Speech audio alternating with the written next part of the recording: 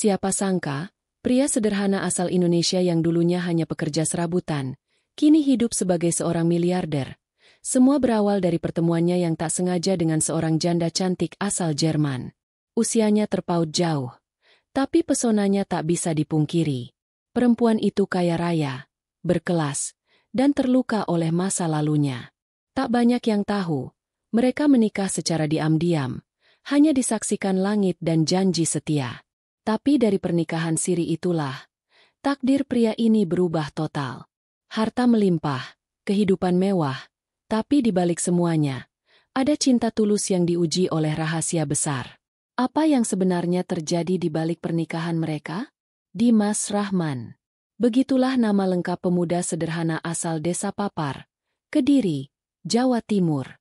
Ia anak kedua dari 3 bersaudara dalam keluarga yang bersahaja.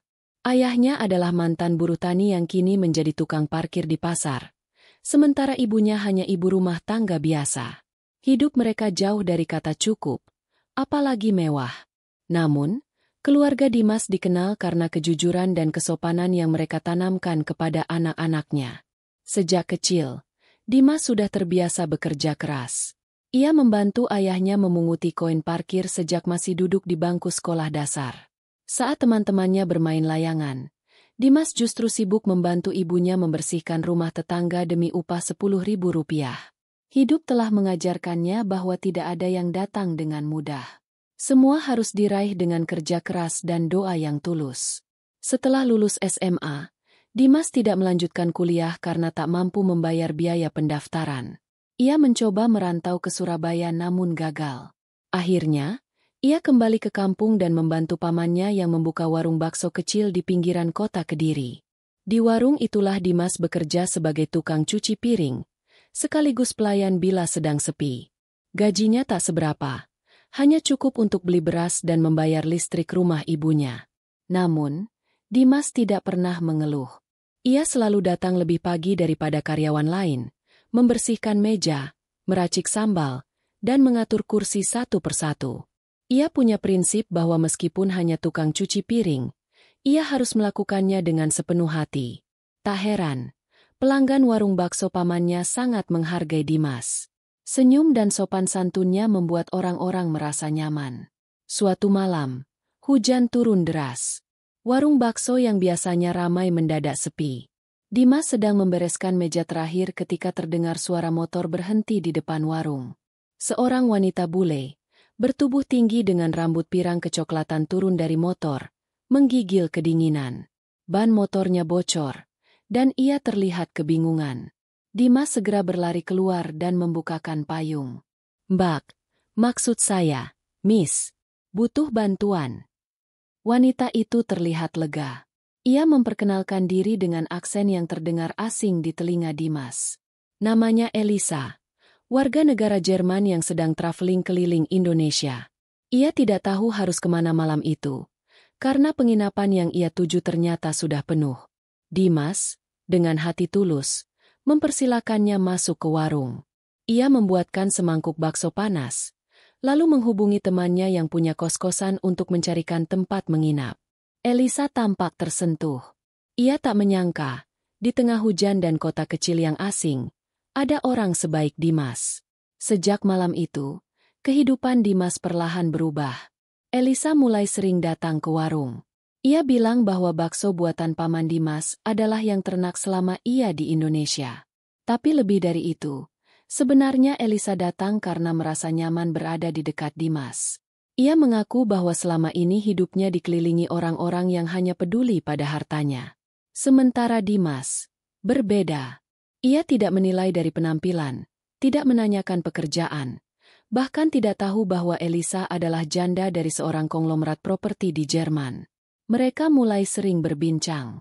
Dimas menemani Elisa keliling kota Kediri, melihat sawah, sungai, dan kampung batik. Elisa tertawa lepas, sesuatu yang katanya sudah lama ia lupakan. Sementara Dimas mulai merasa ada sesuatu yang tumbuh dalam hatinya, meski ia berusaha menyangkal. Suatu sore, di bawah pohon rindang di pinggir persawahan, Elisa bertanya, "Apa kamu tidak ingin merantau ke luar negeri, Dimas?" Dimas menggeleng pelan. Saya nggak bisa bahasa asing, Miss. Saya juga nggak punya ijazah kuliah. Siapa yang mau menerima saya di luar negeri? Elisa terdiam. Tapi dalam hatinya, ia sudah mulai menyusun rencana. Malam itu, saat bintang bertaburan di langit, Elisa memutuskan sesuatu. Ia memegang tangan Dimas dan berkata dengan mata berkaca-kaca. Saya ingin menikah denganmu. Tapi secara sederhana. Tanpa pesta. Tanpa publikasi. Dimas terdiam. Dadanya bergemuruh. Ia tidak menyangka wanita seperti Elisa ingin menikah dengannya. Tapi ia juga sadar, perbedaan mereka terlalu besar. Budaya, agama, bahkan bahasa. Namun Elisa menjawab keraguan itu dengan satu kalimat. Saya tidak butuh suami yang kaya. Saya butuh hati yang jujur. Malam itu, mereka menikah siri. Di hadapan tokoh agama kampung, Paman dan Bibi Dimas menjadi saksi. Tak ada pesta. Tak ada kue. Hanya doa dan secarik akad. Pernikahan itu dirahasiakan. Bahkan warga sekitar pun hanya mengira Elisa adalah turis yang jatuh cinta pada suasana kampung. Dimas tidak pernah membanggakan dirinya. Ia tetap bekerja seperti biasa, mencuci piring, menyapu lantai, dan melayani pelanggan. Tapi setiap malam, setelah warung tutup, ia pulang ke rumah kecil di tepi sawah, di mana Elisa menunggunya dengan senyuman hangat dan secangkir teh manis. Kebahagiaan itu berlangsung selama 2 bulan. Hingga suatu hari, Elisa menerima telepon dari Jerman. Ia harus pulang segera. Ada urusan penting dengan perusahaan almarhum suaminya yang sedang terancam. Dimas mengantar Elisa ke bandara dengan mata berkaca-kaca. Elisa berjanji akan kembali. Tapi Dimas tidak meminta apapun, tidak menagih janji. Ia hanya memeluk Elisa erat dan berkata, "Hati-hati, dan jangan lupakan saya." Dimas tidak tahu bahwa perpisahan itu akan menjadi awal dari perjalanan yang mengubah hidupnya selamanya. Hampir 3 bulan telah berlalu sejak Elisa kembali ke Jerman. Selama itu pula, Dimas menjalani hari-harinya seperti biasa. Ia kembali bekerja di warung bakso, tinggal di rumah kecil berdinding anyaman bambu, dan tiap malam merenung sendiri di bawah lampu minyak. Tak ada kabar, tak ada pesan. Hanya doa yang terus ia panjatkan dalam diam. Orang-orang kampung mulai bertanya-tanya. Mereka tak lagi melihat wanita bule yang dulu sering mengayuh sepeda bersama Dimas di jalan setapak. Beberapa mengira mereka hanya teman biasa. Yang lain berspekulasi bahwa wanita itu sudah kembali ke negerinya dan melupakan Dimas. Tapi Dimas hanya tersenyum setiap kali ditanya.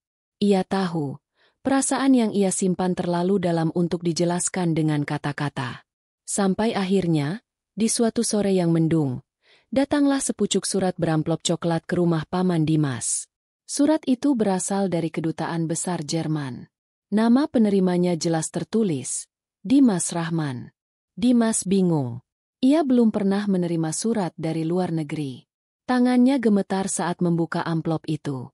Di dalamnya, tertulis bahwa dirinya diminta hadir ke Kedutaan Jerman di Jakarta untuk urusan penting terkait warisan mendiang suami Elisa. Surat itu juga dilampiri tiket pesawat dan nomor yang bisa dihubungi. Dimas tercekat. Jantungnya berdetak keras. Ia langsung mengambil sepeda motornya dan menempuh perjalanan menuju stasiun terdekat. Dengan tabungan seadanya, ia membeli tiket kereta ke Jakarta. Dalam perjalanan, pikirannya kalut. Apakah terjadi sesuatu pada Elisa? Atau, mungkinkah ini hanya kesalahan administrasi? Sesampainya di kedutaan, Dimas disambut oleh seorang wanita parubaya berkacamata tebal. Ia memperkenalkan diri sebagai pengacara keluarga besar Elisa. "Selamat datang, Tuan Dimas. Maaf jika kami menghubungi Anda mendadak. Tapi ini sangat penting." Dimas tidak menjawab. Ia hanya mengangguk pelan. Wanita itu membuka map dokumen di hadapannya. "Seperti yang mungkin telah Anda ketahui, Ibu Elisa telah meninggal dunia 2 minggu lalu akibat serangan jantung. Beliau meninggalkan surat wasiat resmi yang ditandatangani notaris dan disahkan pengadilan Hamburg. Dalam surat itu, seluruh aset pribadi yang tidak terkait perusahaan diberikan kepada Anda." Dunia terasa berhenti bagi Dimas. Kepalanya mendadak pening. Ia menunduk, tidak sanggup berkata-kata. Air matanya menetes, bukan karena harta yang disebutkan, melainkan karena kabar kepergian Elisa yang tiba-tiba. Wanita itu terus bicara, menjelaskan tentang properti di Berlin, rekening bank, saham, dan satu apartemen mewah di Hamburg yang khusus disebut sebagai rumah kenangan, Elisa bersama suaminya, Dimas. Namun, tidak semua berjalan mulus. Anda harus datang langsung ke Jerman untuk pengesahan warisan. Tapi ada peringatan. Keluarga besar Elisa tidak menyukai keputusan ini. Mereka menolak mengakui pernikahan Anda, karena statusnya hanya pernikahan siri. Mereka akan menantang ini di pengadilan. Dimas terdiam. Ia tidak takut kehilangan harta. Tapi ia takut mengenang Elisa sambil menyaksikan orang-orang yang membencinya merendahkan cintanya yang tulus. Wanita itu lalu meletakkan dokumen lain di atas meja. Ini visa, paspor, dan tiket keberangkatan ke Jerman. Elisa sudah menyiapkan semuanya sebelum wafat. Ia tahu waktu hidupnya tak lama. Ia ingin Anda datang, dan jika bisa, menetap di sana. Hari keberangkatan tiba. Dimas menatap kampung halamannya dari jendela pesawat. Sawah, hutan, dan sungai kecil yang selama ini menemaninya perlahan mengecil, lalu hilang di balik awan. Ia belum pernah naik pesawat. Semua terasa asing, mewah, dan membingungkan. Tapi ia mantap melangkah. Setibanya di Jerman, Dimas langsung dibawa ke sebuah hotel sederhana. Hari berikutnya, ia menghadiri sidang pembacaan warisan di pengadilan Hamburg.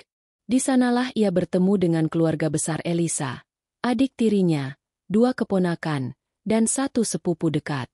Semuanya mengenakan pakaian elegan, parfum mahal, dan tatapan penuh penghinaan. Salah satu dari mereka, pria bernama Hans, berdiri dan menunjuk Dimas. Dia ini suaminya? Orang Indonesia miskin yang tak bisa bahasa Jerman? Ini pasti lelucon. Kami tidak akan membiarkan kekayaan keluarga kami jatuh ke tangan orang asing. Dimas tidak menjawab. Ia hanya berdiri tenang. Ia tidak tahu bagaimana membela diri di negeri asing, dalam bahasa yang tak ia kuasai. Tapi ia percaya, Allah tidak tidur. Sidang itu menjadi panjang. Keluarga Elisa mencoba membatalkan warisan dengan menyatakan pernikahan mereka tidak sah secara hukum Jerman.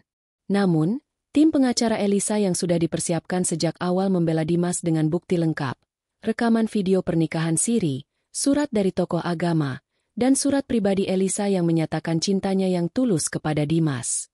Selama 2 minggu berturut-turut, Dimas menghadiri sidang demi sidang. Ia tidur hanya 2 jam sehari, makan seadanya, dan lebih banyak menangis dalam diam. Tapi ia tidak menyerah. Sampai akhirnya, pada hari ke-14, hakim membacakan keputusan. Pengadilan menerima dokumen-dokumen yang diajukan. Karena tidak ada bukti kuat bahwa pernikahan itu palsu atau paksaan, maka warisan pribadi Elisa sah diberikan kepada Dimas Rahman, suaminya yang sah secara perdata. Ruangan itu meledak oleh protes dan teriakan. Salah satu keponakan Elisa menghantam meja dan keluar dari ruang sidang dengan emosi. Tapi Dimas tidak terpengaruh. Ia hanya menunduk, menangis perlahan. Setelah sidang selesai, wanita pengacara itu menghampirinya. Anda telah memenangkan ini, Dimas. Sekarang, Anda adalah miliarder. Dimas tidak menjawab. Ia hanya menatap langit-langit ruangan, seolah memandang wajah Elisa yang tersenyum dari kejauhan. Namun, kemenangan itu ternyata hanyalah permulaan. Sebab apa yang menantinya setelah itu, jauh lebih rumit dan tak pernah ia bayangkan sebelumnya. Malam pertama Dimas menginap di apartemen mewah peninggalan Elisa di Hamburg terasa hampa. Meski setiap sudut ruangan dipenuhi dekorasi mahal, lukisan klasik, dan furnitur bergaya Victoria, hatinya tetap dingin. Di kamar utama, di atas ranjang berselimut putih bersih, terlipat surat pendek bertulisan tangan. Dimas tahu betul itu tulisan Elisa. Untuk suamiku, Dimas. Jika kamu membaca ini, berarti aku telah tiada. Tapi jangan bersedih. Aku bahagia pernah mengenalmu. Aku ingin kamu membuka lemari di bawah tangga. Ada sesuatu yang harus kamu lihat. Tapi tolong, Bersiaplah. Surat itu membuat bulu kuduk Dimas meremang. Ia menoleh ke arah tangga melingkar dari kayu hitam pekat yang menghiasi ruang tengah apartemen. Cahaya lampu gantung berkilau, tapi suasananya justru semakin sunyi dan mencekam. Dengan langkah pelan, Dimas mendekati lemari kecil yang disebut Elisa. Lemari itu tampak seperti lemari biasa, namun terkunci dengan sistem kunci kombinasi. Ia sempat ragu, tapi kemudian mengingat angka yang pernah disebut Elisa saat ulang tahunnya, 2907. Dengan tangan gemetar, ia memutar kombinasi itu. Bunyi klik terdengar. Pintu terbuka perlahan. Di dalamnya, tersimpan sebuah kotak besi hitam seukuran laptop. Saat Dimas membukanya, ia menemukan beberapa benda yang langsung membuat jantungnya berdebar lebih kencang. Sebuah flash disk, paspor-paspor asing, dan sebuah map besar bertuliskan huruf Jerman. Versiegelte Akten nur für der Rahman. Artinya, dokumen rahasia hanya untuk der Rahman. Ia mengambil flash disk dan segera menyalakan laptop yang ada di meja kerja Elisa. File yang tersimpan hanya satu, berjudul Wahrheit atau Kebenaran. Saat video itu diputar, muncul wajah Elisa dengan latar belakang kamar yang sama. Tapi matanya tampak lebih sayu dan suara seraknya terdengar berbeda. Dimas, jika kamu menonton ini, berarti semua sudah terjadi. Aku tak bisa menyembunyikan semuanya lebih lama. Aku harus memberitahumu tentang siapa aku sebenarnya. Layar bergetar. Elisa menarik napas panjang sebelum melanjutkan. Keluargaku bukan keluarga biasa. Aku mewarisi kekayaan dari almarhum ayahku, Wilhelm Brandt, yang dulunya bagian dari elit bisnis senjata di Eropa. Tapi aku benci itu semua.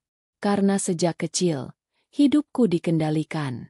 Dimas, kamu harus tahu selama ini aku diawasi. Bahkan ketika aku di Indonesia, orang-orang dari masa lalu keluargaku masih mencoba mengontrolku. Dimas menutup mulutnya. Tubuhnya mulai berkeringat. Aku punya bukti transfer gelap, dokumen rahasia, dan semua aku sembunyikan di dalam brankas rumah ini. Mereka tidak akan berhenti sampai mereka menghancurkan semuanya. Itulah kenapa aku menikahimu secara diam-diam. Aku ingin melindungimu. Tiba-tiba suara Elisa berubah menjadi tergesa-gesa. Kalau kamu menemukan ini, kamu harus pergi ke villa di Bavaria. Koordinatnya aku simpan di dokumen itu. Jangan bilang siapa-siapa, bahkan pengacaraku. Di sana, kamu akan tahu siapa musuh kita yang sebenarnya. Video berhenti mendadak. Layarnya gelap. Dimas terduduk lemas. Ia tak tahu bahwa hidup Elisa ternyata penuh intrik. Tapi ia sadar, kini dirinya terlibat lebih dalam. Apa yang ia pikir sebagai kisah cinta sederhana telah berubah menjadi misteri warisan, rahasia keluarga, dan mungkin ancaman nyawa. Keesokan harinya, Dimas berangkat ke Bavaria menggunakan mobil pribadi yang juga diwariskan oleh Elisa. Perjalanan memakan waktu hampir 7 jam. Sepanjang jalan, ia merasa dibuntuti oleh mobil berwarna hitam. Ia mencoba berbelok ke jalur desa, tapi mobil itu terus mengikuti dari kejauhan. Ia mulai panik, tapi tidak berani berhenti. Sampai akhirnya ia sampai di pinggiran sebuah hutan cemara yang lebat. Di sana, dengan GPS yang diberikan Elisa, ia menemukan villa kecil bergaya klasik, tersembunyi di balik pohon-pohon tinggi dan pagar besi berkarat. Villa itu sepi. Jendela-jendela ditutup. Tapi pintu utamanya tidak terkunci. Dimas masuk perlahan, mencium bau kayu tua dan debu yang menempel di udara. Di ruang tamu, ia melihat foto lama Elisa bersama pria tua berjanggut putih. Mungkin itu ayahnya, Wilhelm Brandt. Lalu ia melihat kotak kayu besar bertuliskan angka 1943. Ia membukanya, dan menemukan tumpukan dokumen tua berbahasa Jerman dan Inggris. Ada dokumen ekspor senjata, daftar pengiriman ke negara-negara konflik, dan beberapa catatan rekening atas nama perusahaan yang selama ini tidak pernah disebut oleh Elisa. Tiba-tiba, terdengar suara langkah kaki di luar. Dimas mematikan lampu dan tiarap di balik lemari tua. Pintu villa terbuka perlahan. Dua pria berbadan tegap masuk dengan senter di tangan. Mereka berbicara dalam bahasa asing, Tapi Dimas tahu mereka sedang mencari sesuatu. Atau seseorang. Dimas merangkak pelan ke arah dapur. Mengambil pisau kecil yang tergantung di dinding. Ia menahan napas. Jantungnya berdetak tak beraturan. Tapi sebelum pria itu menemukan tempat persembunyiannya, terdengar suara sirine dari kejauhan. Pria-pria itu buru-buru keluar dan pergi dengan mobil. Dimas tak sempat mengejar. Tapi ia tahu satu hal. Hidupnya tidak akan pernah sama lagi. Ia telah membuka kotak Pandora warisan keluarga Elisa. Dan ia baru saja menyadari bahwa menjadi miliarder bukan berarti segalanya menjadi lebih mudah. Setelah malam yang menegangkan di Villa Tua Bavaria, Dimas memutuskan kembali ke Hamburg sambil membawa semua dokumen yang berhasil ia kumpulkan. Tapi ada satu benda kecil yang belum sempat ia telusuri lebih jauh. Sebuah liontin emas kecil yang ia temukan terselip di balik tumpukan berkas tua. Liontin itu tampak biasa saja dari luar. Namun saat Dimas membukanya, ia menemukan potongan microchip yang tertanam rapi. Ia menyadari, benda itu bukan hanya perhiasan. Melainkan, kemungkinan besar adalah penyimpanan data super rahasia. Dimas tidak punya alat untuk membacanya. Namun ia ingat, di Hamburg ada seorang kenalan Elisa. Seorang teknisi tua bernama Friedrich yang pernah disebut sebagai orang paling dipercayainya. Dimas pun memberanikan diri menemui Friedrich di bengkel elektroniknya yang terletak di kawasan Tua Altona. Begitu mendengar nama Elisa disebut, raut wajah pria tua itu berubah drastis. Kalau kamu suaminya, kamu harus tahu. Dia telah menyimpan terlalu banyak rahasia dari semua orang. Termasuk dari musuh-musuh besar keluarganya. Gumam Friedrich sambil membuka liontin dan menyambungkannya ke perangkat khusus. Beberapa detik kemudian, layar laptop memunculkan tampilan grafik dan file yang terenkripsi. Friedrich mengoperasikannya dengan tangan gemetar, dan perlahan file demi file terbuka.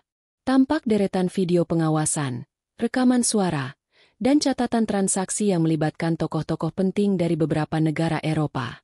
Apa ini? Tanya Dimas. Matanya tak berkedip. Ini bisa membuat banyak kepala negara bertekuk lutut kalau jatuh ke tangan yang salah, jawab Friedrich pelan. Salah satu rekaman video memperlihatkan pertemuan rahasia antara seseorang mirip Elisa dengan seorang pria berkacamata tebal, di dalam ruangan penuh simbol dan bendera asing. Lihat baik-baik, kata Friedrich, menunjuk ke layar. Itu bukan sekadar janda kaya, Dimas. Elisa adalah pewaris dari jaringan lama yang sangat besar dan sangat berbahaya. Ayahnya dulu terlibat dalam penjualan senjata ke berbagai rezim di Timur Tengah. Tapi Elisa mencoba menghapus semua itu. Dia berusaha menebus dosa keluarganya. Dimas terdiam. Dunianya seakan runtuh. Di satu sisi, ia mencintai Elisa. Tapi di sisi lain, kenyataan ini terlalu besar untuk ditanggung. Dia tidak hanya meninggalkan warisan, lanjut Friedrich, tapi juga tanggung jawab untuk menjaga rahasia yang bisa membakar dunia. Dalam perjalanan pulang ke apartemen, Dimas merasa semakin waspada. Ia tahu, setelah malam di villa dan kunjungan ke Friedrich, pasti ada yang sudah mengawasinya. Dan dugaannya benar. Sesampainya di apartemen, ia mendapati pintu tidak sepenuhnya tertutup. Jantungnya berdegup kencang. Ia mengeluarkan kunci lipat kecil yang biasa ia bawa sejak masih kerja di bengkel motor di kampung halaman. Dengan napas tertahan, ia membuka pintu perlahan. Seorang wanita berambut pirang duduk di sofa, mengenakan mantel bulu. Wajahnya cantik, tatapannya tajam dan dingin. Ia tersenyum saat melihat Dimas. Akhirnya kita bertemu, ucapnya dalam bahasa Inggris. Siapa kamu? Tanya Dimas dengan suara rendah. Aku Anneliese von Reiter. Sepupu Elisa. Jawab wanita itu santai. Dimas semakin siaga. Ia tidak pernah mendengar nama itu sebelumnya. Aku datang bukan untuk menyakitimu. Tapi aku membawa dua pilihan. 1. Kamu menyerahkan semua dokumen dan microchip yang kamu punya. Lalu kamu akan aman dan kami berikan uang kompensasi 2 juta euro. Dimas menatapnya tajam. Pilihan kedua. Anneliese tersenyum tipis. Kamu ikut dengan kami. Kami akan melatihmu, menjadikanmu bagian dari jaringan kami. Tidak ada jalan mundur kalau kamu memilih itu. Dimas terdiam. 2 juta euro adalah uang yang tak pernah ia bayangkan. Tapi bergabung dengan organisasi yang ia tidak tahu sepenuhnya tentangnya adalah risiko besar. Ia memandang mata Anneliese yang tenang, seolah wanita itu tidak sedang menawar, tapi sedang memberi ultimatum. "Kenapa aku?" tanya Dimas akhirnya. "Karena kamu orang terakhir yang Elisa percaya," jawab Anneliese. "Dan karena darahmu bukan darah aristokrat Eropa. Kamu tidak terikat pada siapapun. Kamu adalah lembaran kosong. Itu yang kami butuhkan." Malam itu Dimas tidak tidur.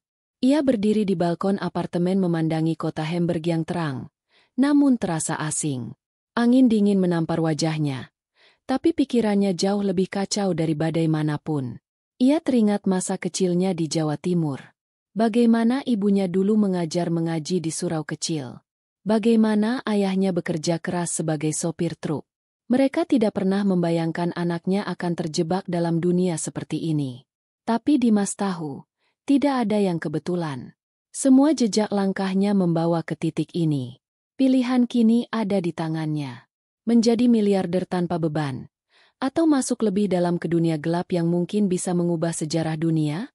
Tapi sebelum ia mengambil keputusan, telepon apartemennya berdering. Saat ia mengangkatnya, suara di ujung sana berkata pelan, "Jika kau tidak pergi dari Jerman dalam waktu 48 jam, kamu akan menyusul istrimu." Klik. Sambungan terputus. Dimas membeku. Pagi itu, matahari musim gugur di Hamburg hanya muncul malu-malu. Sinarnya terhalang awan kelabu yang menggantung rendah. Tapi bagi Dimas, hari itu tidak seperti pagi-pagi sebelumnya. Setelah menerima ancaman lewat telepon tadi malam, pikirannya tidak bisa tenang sedikit pun. Ia tahu, ancaman itu bukan gertakan. Dunia yang sedang ia masuki ini bukan dunia biasa. Ini bukan tentang cinta lagi, atau warisan, atau kesetiaan pada mendiang istri. Ini tentang hidup dan mati. Ia segera mengemasi koper kecil berisi beberapa pakaian, dokumen penting, termasuk liontin berisi microchip yang disembunyikan dalam sarung kaki. Sementara ponselnya dibiarkan tertinggal di meja. Ia tak ingin dilacak lewat sinyal GPS. Ia butuh tempat berlindung. Tempat yang aman dari bayangan siapapun yang kini tengah memburunya. Dan satu-satunya nama yang terlintas di benaknya adalah Friedrich. Namun saat tiba di bengkel Friedrich, suasana tampak berbeda. Rolling door besi tertutup setengah, lampu dalam bengkel mati total, dan tidak terdengar suara apapun. Dimas mendorong pintu pelan, memanggil nama pria tua itu. "Friedrich." "Ini aku, Dimas." Tidak ada jawaban. Ia masuk dengan hati-hati, langkahnya pelan, menahan napas. Di sudut ruangan, ia melihat jejak darah mengarah ke tangga bawah tanah. Jantungnya berdegup kencang. Ia ingin kabur, tapi sesuatu dalam dirinya menuntunnya untuk tetap masuk. Saat tiba di bawah, ia menemukan Friedrich tergeletak di lantai. Tubuhnya lemah, perutnya berlumuran darah, tapi masih hidup. Pria tua itu membuka matanya saat mendengar suara Dimas. "Mereka datang lebih cepat dari yang kukira. Mereka menginginkanmu, Dimas, lebih dari yang kamu bayangkan." "Siapa mereka? Siapa sebenarnya Elisa? Apa yang dia simpan dariku?" Dengan napas tercekat, Friedrich menyerahkan sebuah flash disk kecil kepada Dimas. "Ini semua kunci, termasuk data aslimu." "Apa maksudnya data asliku?" Friedrich tersenyum samar, lalu matanya menutup. Nafas terakhirnya menguap di ruangan dingin itu. Dimas berdiri terpaku, menggenggam erat flash disk yang terasa seperti bara panas. Dimas tak punya waktu. Ia tahu tempat itu tidak lagi aman. Ia harus segera kabur. Namun sebelum pergi, ia membuka isi flash disk itu menggunakan laptop tua yang ada di bengkel. Butuh beberapa menit hingga sistem bisa membaca dan mendekripsi isi file. Dan apa yang ia lihat setelahnya membuat darahnya berhenti mengalir. Ada dokumen-dokumen tentang dirinya. Tentang Dimas. Tentang orang tua angkatnya di Jawa Timur. Tentang sebuah proyek adopsi ilegal dari Berlin tahun 1992. Ternyata Dimas bukan anak kandung dari keluarga yang membesarkannya.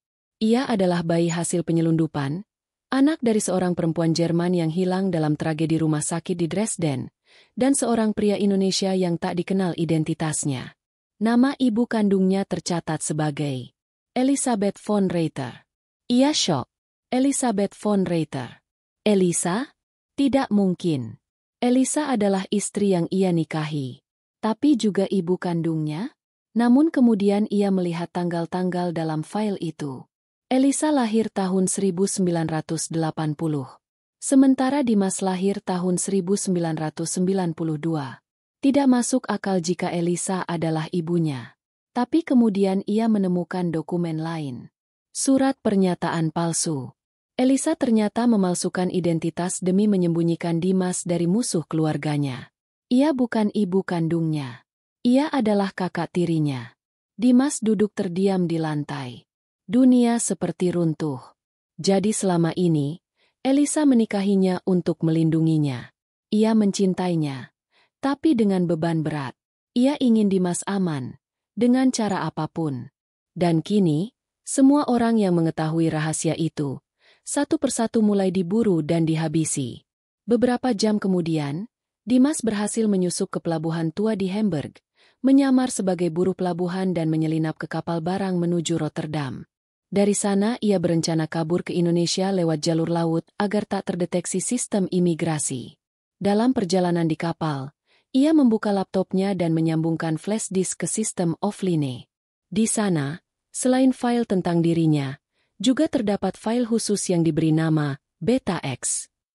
File itu berisi formula dan laporan tentang proyek besar milik keluarga von Reiter, terkait dengan teknologi militer dan kecerdasan buatan. Dan file itu bernilai miliaran euro. Tidak lama kemudian, laptop Dimas menampilkan pop-up baru. Sebuah program aktif otomatis, memperlihatkan video pendek dari Elisa, seolah rekaman yang memang disiapkan jika hal terburuk terjadi. Waktu kamu membaca ini, aku mungkin sudah tidak ada, Dimas. Tapi kamu harus tahu, apapun yang kau temukan, kamu harus menjaganya, dan jangan biarkan itu jatuh ke tangan yang salah. Aku menyayangimu, Dimas. Bukan hanya karena kita pernah berbagi cinta, tapi karena kamu satu-satunya keluargaku yang tersisa. Dimas menutup laptop perlahan. Dadanya sesak. Ada perih yang tidak bisa ia lukiskan. Namun satu hal pasti, dia tak bisa lagi kembali jadi orang biasa. Ia telah mewarisi bukan hanya kekayaan, tapi rahasia yang bisa mengguncang dunia. 3 minggu kemudian, Dimas tiba di Jakarta. Ia menyewa tempat tinggal kecil di kawasan Ciputat untuk sementara waktu. Ia menyamar sebagai pegawai toko spare part motor. Tapi diam-diam, ia terus mempelajari data yang ia bawa. Ia menyimpan semua file penting dalam drive terenkripsi, dan memecah salinannya dalam beberapa perangkat berbeda. Namun, suatu malam, saat ia sedang menyalakan televisi, tiba-tiba layar berganti menjadi hitam. Sebuah suara berat terdengar dari dalam speaker. Selamat datang kembali ke rumah, Dimas. Ia terpaku. Televisi menyala kembali. Tapi channel-channel biasa kini berubah semua menjadi simbol asing. Lalu muncul wajah Anneliese. Tak kusangka kamu pulang ke tanah asalmu. Tapi permainan belum selesai. Wajahnya hilang dari layar. Tapi sebelum Dimas sempat bereaksi, pintu rumah diketuk. Tok, tok, tok. 3 ketukan pelan, tapi menggetarkan nyali. Dimas mengambil senter kecil berisi pisau lipat, lalu mendekati pintu perlahan. Siapa di luar? Tanyanya dengan suara ditekan. Suara seorang pria menjawab. Namaku Raka. Aku dari Surabaya. Aku punya informasi tentang keluarga von Reiter dan tentang kamu, Dimas. Dimas membuka pintu perlahan, sembari menyiapkan segala kemungkinan terburuk. Di depannya berdiri seorang pria berwajah tirus, sekitar usia 30-an. Pakaiannya sederhana, jaket hitam dan ransel lusuh di punggungnya. Namun yang mencolok adalah tatapannya. Mata yang menyimpan pengalaman panjang. Pria itu menatap lurus ke arah Dimas. Aku tahu ini terdengar aneh, tapi percayalah, aku sudah mengamati kamu sejak di Hamburg, ujar Raka tenang. Dimas mengerutkan dahi. Masuk. Begitu Raka duduk di kursi plastik ruang tamu kontrakan kecil itu, ia membuka ranselnya.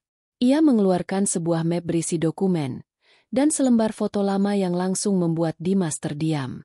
Foto itu memperlihatkan seorang perempuan muda dengan senyum hangat menggendong bayi kecil. Di belakangnya berdiri seorang pria tinggi berambut ikal dan berkumis tipis.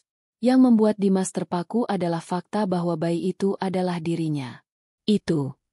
Foto dari mana kau dapat ini?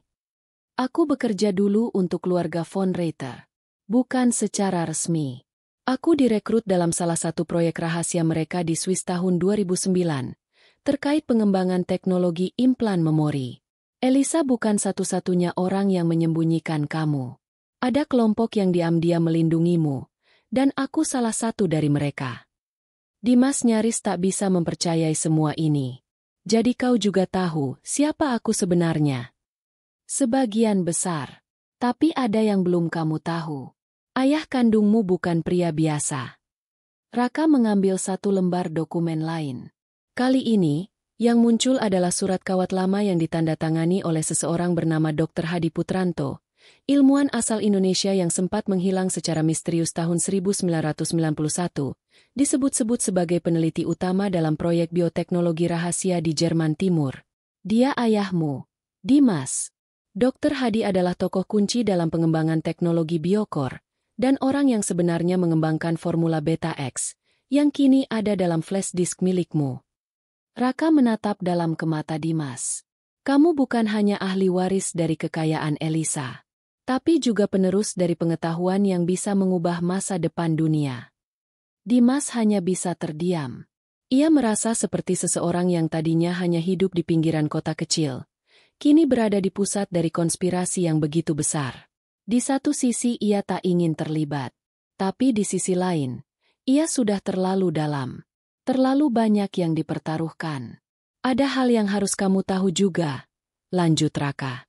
Raka mengeluarkan satu perangkat kecil berbentuk seperti penghapus pensil. Ia menekannya, lalu tampak layar holografik yang menampilkan peta, dan di peta itu, ada lokasi yang berkedip di tengah pulau Kalimantan. Inilah tempat di mana proyek terakhir ayahmu disimpan. Sebuah laboratorium tersembunyi di dalam hutan. Tidak ada akses lewat udara. Satu-satunya jalan adalah darat atau sungai, dan sangat berbahaya. Dan kau mau kita ke sana? Bukan mau, tapi harus. Karena Anneliese dan orang-orangnya sudah dalam perjalanan ke Indonesia. Kalau mereka lebih dulu sampai, habis sudah. Dimas menatap peta itu lama. Dalam benaknya muncul wajah Elisa, Friedrich, ayahnya yang belum pernah ia kenal, dan kini, ia tahu bahwa hidupnya bukan hanya milik dirinya sendiri. Ia mengangguk. Kapan kita berangkat? Perjalanan menuju Kalimantan tak mudah. Dimas dan Raka menyamar sebagai peneliti lingkungan, dengan bantuan dokumen palsu dan koneksi rahasia dari teman Raka yang bekerja di kementerian. Mereka tiba di Palangkaraya dengan pesawat kecil, lalu melanjutkan perjalanan darat menggunakan mobil sewaan yang dimodifikasi. Di sepanjang jalan, Dimas terus mempelajari peta dan file di flash disk. Ia mulai memahami bahwa formula Beta X bukan hanya sistem keamanan atau teknologi militer, tapi semacam sistem penyimpanan genetik yang bisa menyatu dengan DNA manusia, dan berpotensi memulihkan memori, bahkan merekonstruksi kerusakan otak. Kalau jatuh ke tangan orang seperti Anneliese, mereka bisa mengendalikan manusia lewat memori buatan, jelas Raka. Perjalanan masuk ke hutan dimulai keesokan harinya. Mereka menggunakan perahu kecil menyusuri sungai hitam yang meliuk-liuk di tengah rimba. Udara lembab, nyamuk merajalela, tapi Raka tampak tenang. Dimas mulai melihat sisi lain dari dirinya. Bukan sekadar pemuda Jawa Timur yang polos, tapi pria yang kini memikul tanggung jawab besar. Di malam keempat mereka berkemah di tepian sungai. Dimas bermimpi buruk. Dalam mimpinya, ia melihat Elisa berjalan menjauh di padang putih. Ia mengejarnya, memanggil namanya. Tapi Elisa hanya menoleh sekali dan berkata, "Yang kamu temui nanti bukan hanya kebenaran, tapi takdir." Ia terbangun dengan keringat dingin. Hari kelima, mereka tiba di titik koordinat terakhir yang ditandai di peta. Di sana ada tebing batu setinggi 20 meter, dan di baliknya, Gua tersembunyi yang tertutup rimbunan akar dan semak. Ayahmu pernah bilang, siapapun yang bisa membuka pintu gua ini, berarti membawa kode darah yang sama. Raka menempelkan tangan Dimas pada pemindai DNA kecil yang tertanam di dinding batu. Sebuah bunyi klik terdengar pelan. Lalu batu itu retak dan membuka, memperlihatkan terowongan bawah tanah yang gelap. Lampu otomatis menyala satu persatu saat mereka berjalan masuk. Di dalamnya, tersembunyi laboratorium kuno tapi masih utuh. Komputer tua dengan layar hijau, lemari kaca berisi tabung-tabung kaca, dan di tengah ruangan, berdiri sebuah kapsul logam besar dengan logo yang sama dari flash disk, VX09. Dimas menelan ludah. Ini bukan sekadar warisan. Ini adalah jantung dari semua rahasia. Namun sebelum mereka bisa menyentuh apapun, suara ledakan kecil terdengar dari luar. Tanah bergetar. Raka dan Dimas saling menatap. Mereka datang lebih cepat dari yang kita kira, kata Raka sambil mencabut pistolnya. Dimas mengaktifkan sistem pengamanan dalam laboratorium. Sementara pintu otomatis mulai menutup, suara langkah kaki dan teriakan dalam bahasa Jerman menggema di luar gua. Dalam kepanikan itu, Dimas tahu inilah saatnya ia memilih. Melawan, atau menyerah. Suara ledakan kedua mengguncang pintu batu yang hampir tertutup sempurna. Dimas menoleh cepat ke arah Raka, yang kini berdiri dengan pistol teracung ke arah lorong masuk. Kita tidak punya banyak waktu, seru Raka sambil bergerak ke panel logam di sisi ruangan. Ia menarik tuas dan layar di dinding menyala, memperlihatkan rekaman tua, tampaknya dari lebih 2 dekade lalu. Di dalam layar itu, seorang pria dengan rambut ikal dan kumis tipis muncul, berbicara dalam bahasa Indonesia yang fasih namun beraksen Jerman. Aku Dr. Hadi Putranto. Jika kamu yang melihat ini adalah Dimas, berarti kamu sudah sampai sejauh ini. Anak lelakiku, ketahuilah, semua yang kutinggalkan bukan untuk menguasai dunia, tapi untuk menyelamatkannya. Dimas terpaku. Ia hampir tak berkedip. Formula Beta X bukan senjata, tapi kunci untuk menyembuhkan manusia dari penyakit degeneratif. Alzheimer, kelumpuhan syaraf, bahkan kehilangan identitas.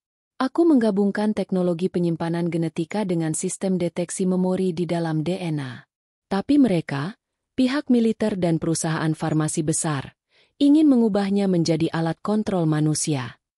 Suara rekaman terputus sebentar, lalu muncul gambar Elisa, masih muda, memegang Dimas kecil dalam pelukannya. Ibu kamu berjuang untuk menjaga kamu tetap aman. Ia memilih melarikan diri dari dunia ini, dari kekuasaan yang rakus, demi kamu hidup sebagai manusia bebas. Tapi kamu juga harus tahu, darahmu menyimpan kemampuan untuk mengakses biocode, sistem inti dari VX09.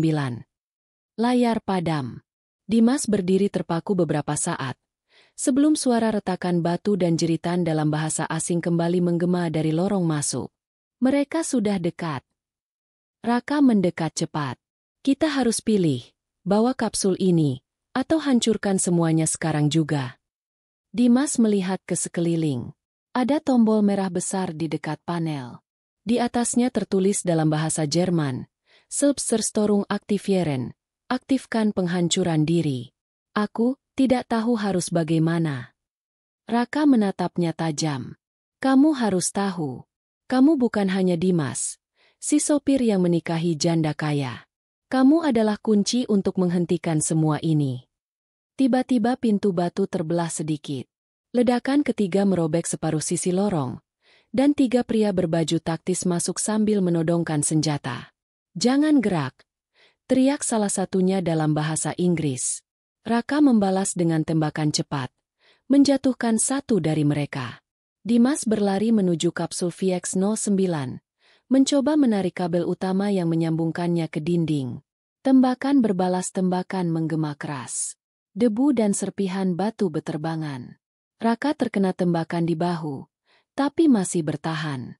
Ia melemparkan satu granat asap ke arah musuh dan memberi isyarat ke Dimas. Bawa kapsulnya. Lewat pintu darurat di ujung sana. Dimas mengaktifkan sistem transportasi manual. Sebuah rel logam terbuka dari lantai, memperlihatkan semacam troli otomatis yang terhubung langsung ke lorong belakang laboratorium. Saat kabut asap memenuhi ruangan, Dimas menarik tubuh Raka dan bersama-sama mereka menaruh kapsul ke troli.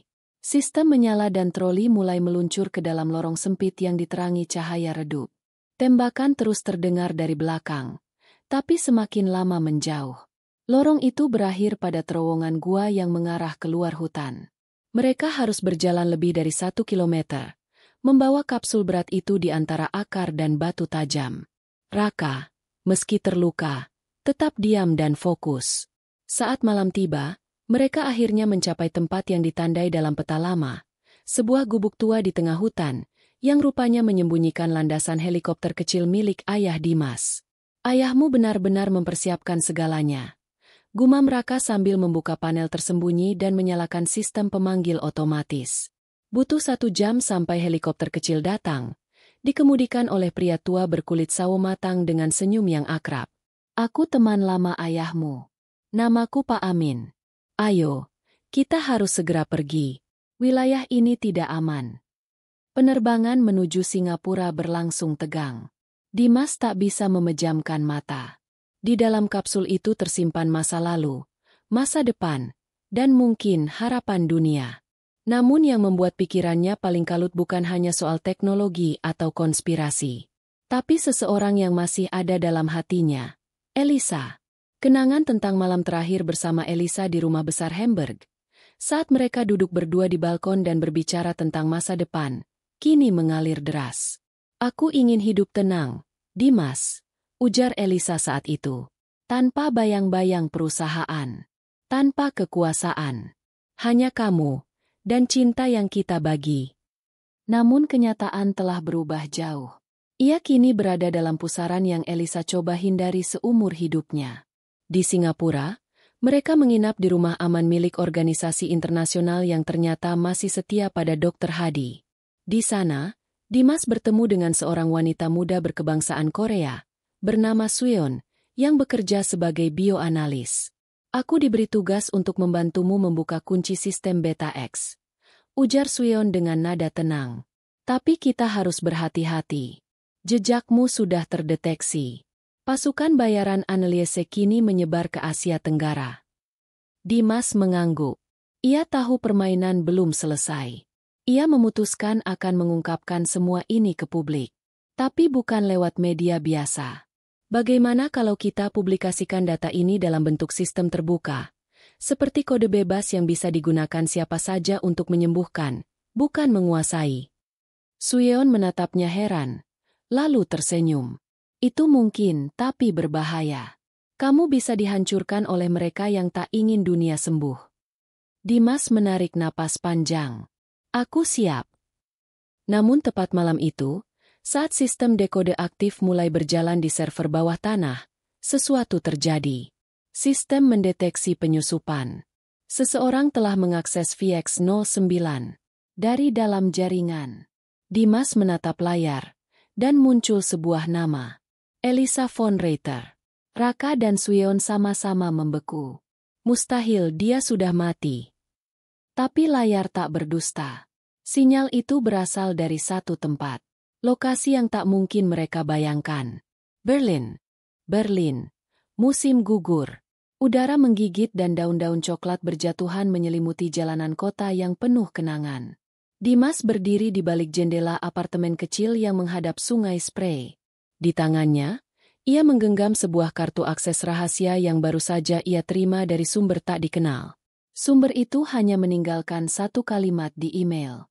Aku menunggumu di tempat kita terakhir kali bicara tentang kebebasan. Ia tahu persis maksudnya. Balkon rumah lama Elisa.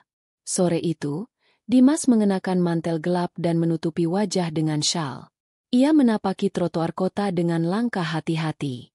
Setiap detik terasa panjang. Setiap langkah membawa beban emosi dan rahasia yang membuncah. Ketika akhirnya ia tiba di rumah besar tua yang pernah jadi istana cintanya bersama Elisa, semua terasa sunyi. Tidak ada penjaga. Tidak ada pengawasan. Tapi jantungnya berdebar lebih cepat ketika mendengar alunan piano dari lantai atas. Ia naik perlahan. Di sana, duduklah seorang wanita dengan gaun merah tua, rambut pirang bergelombang, memutar lagu klasik kesukaan mereka. Elisa. Tapi dengan sorot mata berbeda. Lebih tajam, lebih dingin, tapi menyimpan luka. Kenapa kamu masih hidup? Suara Dimas nyaris tak terdengar. Elisa menoleh perlahan. Senyum tipisnya muncul, lalu menghilang seketika. Aku harus berpura-pura mati. Jika tidak, mereka akan membunuhmu dan menghancurkan semua yang ayahmu perjuangkan. Jadi, kamu bagian dari mereka? Tanya Dimas menahan gemetar. Aku bagian dari dua sisi. Aku dibesarkan dalam dunia gelap. Tapi saat mencintaimu, aku belajar menjadi manusia. Tapi sekarang, semuanya telah berubah. VX-09 bukan hanya kunci penyembuhan, tapi senjata waktu. Ia bisa menulis ulang memori manusia, bahkan sejarah. Dimas mendekat. Kamu tahu ini salah, Elisa. Elisa berdiri. Aku tahu. Karena itu aku memberimu akses masuk ke server utama. Kamu bisa memilih. Dimas, hancurkan semuanya. Atau ambil kekuatan itu dan jadilah Tuhan. Tiba-tiba suara ledakan terdengar dari bawah. Pasukan hitam bersenjata lengkap menyerbu masuk. Elisa menatap Dimas satu kali lagi. Aku minta maaf. Tapi sekarang kamu harus lari. Namun Dimas tak lari.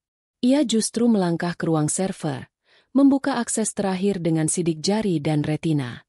Wajahnya basah oleh air mata dan debu. Ia menekan perintah terakhir. Selamatkan semua. Hancurkan kontrol. Dengan satu sentuhan, ia menyebarkan seluruh informasi VX-09 ke jaringan terbuka internasional. Seketika sistem runtuh. Monopoli perusahaan rahasia hancur. Elisa menyusul masuk. Darah di pelipisnya akibat serpihan ledakan. Kenapa kau tidak memilih menjadi penguasa? Dimas memandangnya lirih. Aku hanya ingin menjadi manusia, bukan mesin. Dan aku ingin dunia sembuh, bukan tunduk. 3 bulan kemudian, Dimas duduk di atas kursi rotan sederhana di sebuah desa di Jawa Timur. Ia kembali ke rumah lamanya. Tapi kini dunia mengenalnya sebagai pelopor revolusi medis terbuka terbesar dalam sejarah. Ia tidak membawa kekayaan dari VX-09. Tapi ia membawa harapan. Anak-anak desa datang belajar darinya. Ia membangun sekolah kecil dan membantu membiayai rumah sakit lokal dengan sisa dana dari yayasan ayahnya. Dan yang mengejutkan semua orang, Elisa menyusul. Bukan sebagai penguasa, tapi sebagai wanita yang melepaskan semua demi menebus dosa masa lalu. Mereka hidup sederhana, tanpa kekuasaan, tanpa istana, tapi dengan cinta yang tak lagi sembunyi. Hikmah cerita. Dari seorang sopir biasa, Dimas membuktikan bahwa nilai seorang manusia tidak ditentukan dari harta, status, atau kuasa, tapi dari keberanian memilih kebaikan di tengah godaan. Cinta, pengorbanan, dan kebenaran akan selalu menemukan jalannya, bahkan dalam dunia yang paling gelap sekalipun. Terima kasih sudah mengikuti cerita ini sampai akhir. Jika kamu suka dengan kisah penuh misteri, cinta, dan perjuangan seperti ini, jangan lupa untuk tinggalkan komentar, tekan tombol like, dan subscribe channel ini agar kamu tidak ketinggalan cerita seru lainnya. Sampai jumpa di cerita berikutnya.